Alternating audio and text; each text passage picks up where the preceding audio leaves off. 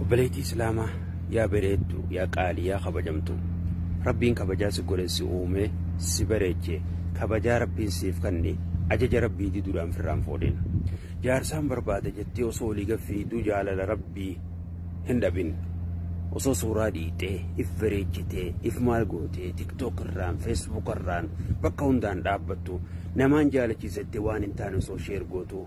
جالة رحمن هندبين warri har'aan tana waaw siin jookoon isin fayyadu kabajaa firraan fuudhin jaarsi suuraa ati dhiitee gallakkiftu kana laalee waaw jee siin fuudha jee si jana jedhu kuni yee kuwaa jaarsaa miti jaarsi rabbi sodaatu dubartii gartee suuraa isii maxxansite laalee na fayyaddi ilmaan kiyya fayyaddi jee waa jalan deema diimina isii gubbaa laalee ta keeysisii wasaqaa wallah dubartiin keeysisii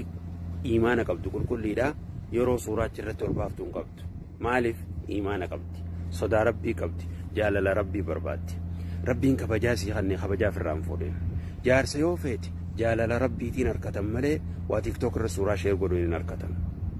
dhagayeetee obboleettii jeqaalii arraan tana qaama kee dirree baaftee gallakkifta jaarsummaa naanaa dhufu haana jana janini wallah yoo budaan sii dhufte malee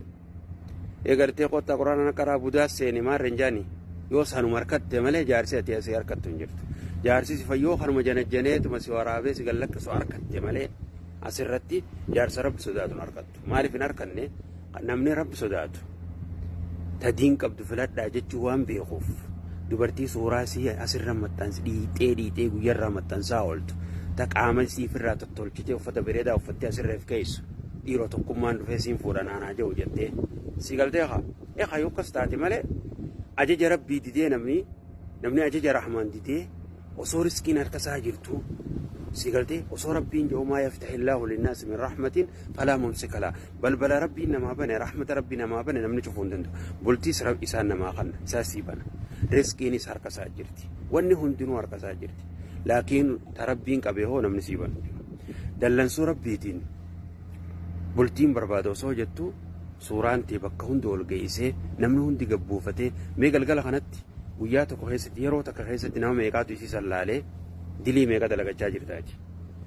abbaa manaa maal harkattaame dilii meeqa dalagachaa jirta taa'ii yoo siin jaan hin dhageessu maaliif warra si faarsuu jira warra cifraa sheexaana sun gartee warra si faarsuu jira warra gartee waaw ni bareedda sheer godhe tabiraatis arge gallakkisi siin jawutu jira faaruu namaa laaltee faaruu rabbiin dhabin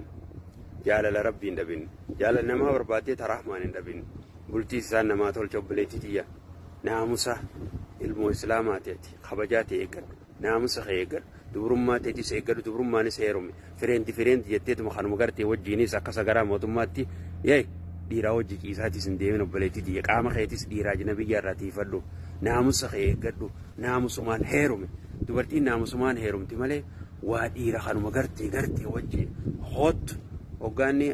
akkam laalte jeen humaa rakkina hin qabu maali rakkina hin qabu wallaahi obboleettii tiyya sheenoof teesse hoggaa qabrii seenti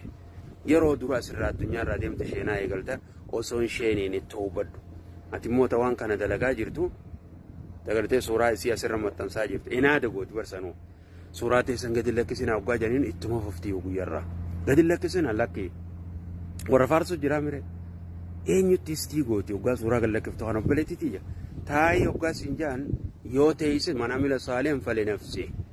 yoo dhiise hoggaa siin jaan dhiiftes matuma kee fayyadde